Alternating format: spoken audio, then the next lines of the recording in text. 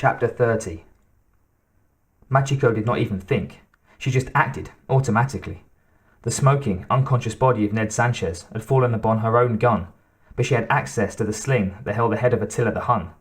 She allowed it to roll away to the side. "Don't shoot," she said. "Oh, don't worry," said Zorski, still looking terrified, but a little more under control. "I think that Evanston has other plans for you." "Good job, Zorski. That's why I was talking to her, to distract them," came Evanston's sneering voice. "Now I think we might be able to accomplish a few things." "How many of your hunter friends were still alive after the blast?" Zorski demanded. "We need to know—" The grunt was due to the pencil-thin beam of light that streamed from the floor, connected with Zorski's forehead, and drilled a neat hole through her brain. A wisp of smoke flew up from the cauterized wound. Zorski's gun dropped with a clatter. Zorski dropped. Dead. Machiko was up in a moment, covering the technicians. "One wrong move, and you're all on the floor." She looked over at Attila's head. His forehead still had the laser device peeking through. "Good job, Till."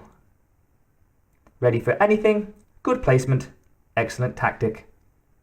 She checked Ned, still breathing. Burned some, but he'd make it.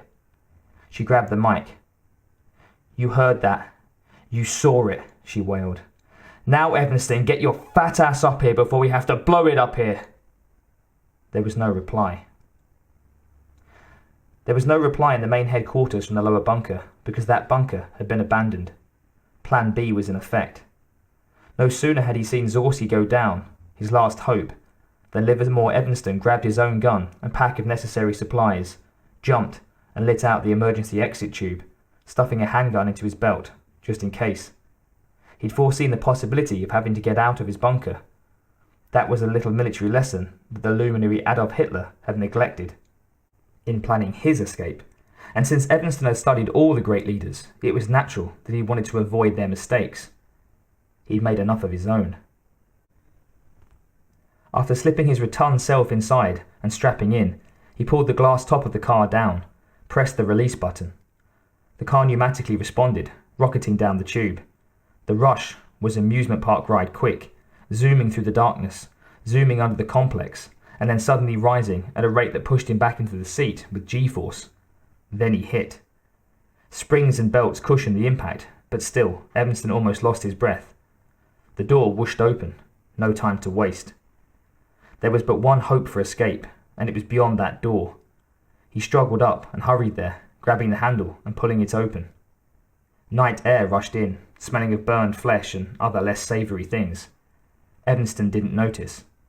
His attention was on the sleek vehicle below the ramp, above which he was now perched. The limo. And there was a figure inside, slouched down so as not to draw any attention from anything that might emerge from the violence that flamed just a few 100 meters away. Evanston puffed down toward it. The light of flame streaked across the door as he opened it. "Good job." "Thank heavens it's you," said Abner Brookings. "We're getting out of here." "Yes, for now." Evanston got in, slammed the door, and motioned for the lawyer to get away from there. "My ship. We'll get out of here for now, but when I get back, there's going to be payback. Believe me." The limo rushed through the night. "Where's he going?" said Machiko, not fooling around. Her gun was pointed right under the nostril of the chief technician. A drop of sweat slipped down the man's smooth brow. "There's an escape pod tube from the bunker. He'll have a car waiting. I'd say he's given up. He's always got his space yacht ready. He's capable of piloting it himself. He's out of here." She looked down at the head of Attila. "Any thoughts on this?" The thing lumbered out of the night. "Jesus," said Brookings. Evanston recognized it. It was too fast. It would catch them. The silhouette of his space yacht loomed just 100 meters distant. So close. How had the thing stumbled out this far? He couldn't take a chance. The limo was rocketing along, but the hybrid would catch them. Evanston leaned over and jerked the steering wheel, sending the limo careening off at a different angle entirely. "Evanston, what are you doing?" The limo hit the hybrid so hard it buckled its legs. Its body crashed through the windshield. It shrieked, its hands and claws scrabbling. Evanston didn't wait to see what would happen next. With the car slowing to a stop, he pushed open the passenger door and jumped out. A peripheral glimpse of jaws closing around the right shoulder of Abner Brookings, Esquire. Brookings screamed. Evanston ran. He ran for all he was worth, and he pulled his wrist up as he did so, hitting a radio stub. Already attuned to the proper frequency. When he ran up the ramp, the door would be open on its other end, and the instruments ready and activated. There would be a minimum of preparation for takeoff. His breath burned in his lungs. He could hear Brookings' cries suddenly cut off. The hybrid wouldn't be able to follow him, though. He'd snapped the creature's legs. At long last, the ship reared before him, beautiful and shiny in the moonlight. He raced up the ramp and sailed gleefully through the door, open, as expected. He cycled it closed. Safe. Truly safe at last. All he had to do now was run up to the bridge and tap the codes for automatic takeoff. A force field had automatically erected outside the ship, and no one, not Bog nor Predator, nor Machiko Noguchi, nor the genetic hybrids, could touch him. He would take off, return to the centre of true power, regroup, recoup, talk to the company, bring in the Marines and wipe these traitors from the face of his world. The determination and anger gave him the additional power to climb the steps of the bridge.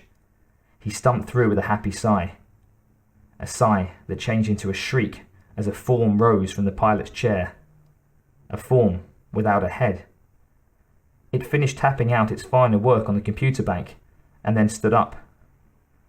"I suggest you not move," said the headless android body. "There will be parties here soon that will bring you back." The voice of Attila. "No!"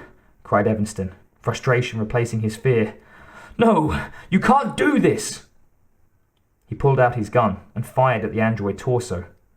The bullet smashed the chest, pushed back the body, but it did not bring the robot down.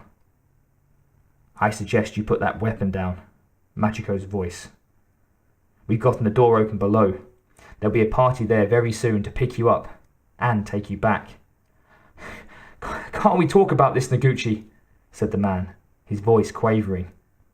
"We certainly can, Evanston. Once you get back here. Once we get things back online. Now I suggest you tell us what we need to know, or you're going to be in deep trouble." Evanston considered, but not for long. He told them. "Thanks," said Noguchi. "See you soon." Evanston took a deep breath. He sighed. There was nothing more to do. But if he could just stay alive, there would be hope.